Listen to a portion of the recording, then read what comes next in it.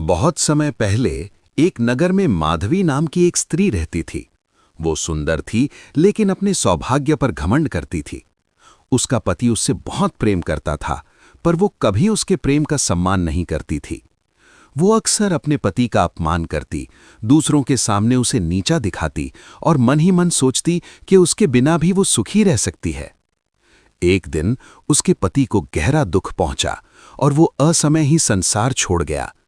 उस समय भी माधवी को अपने कर्मों का एहसास नहीं हुआ। समय बीत गया और उसके जीवन का अंत भी हो गया।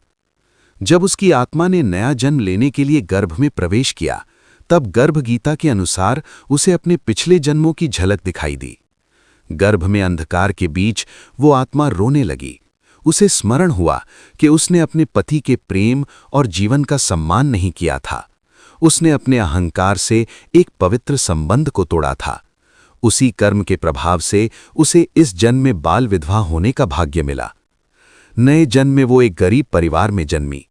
बाल्यावस्था में ही उसका विवाह हुआ, पर कुछ ही समय बाद उसका पति गंभीर रोग से चल बसा।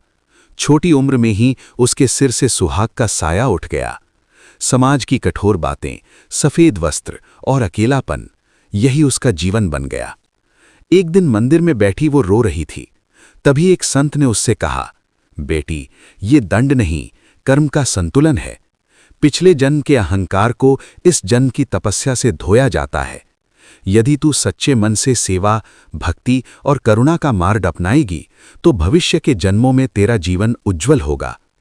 उस दिन से उसने अपना जीवन सेवा में लगा दिया। वो गरीबों की मदद करती, बीमारों की सेवा करती और ईश्वर का स्मरण करती।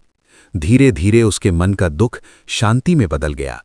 उसने समझ लिया कि जीवन का हर दुख आत्मा को शुद्ध करने का अवसर है।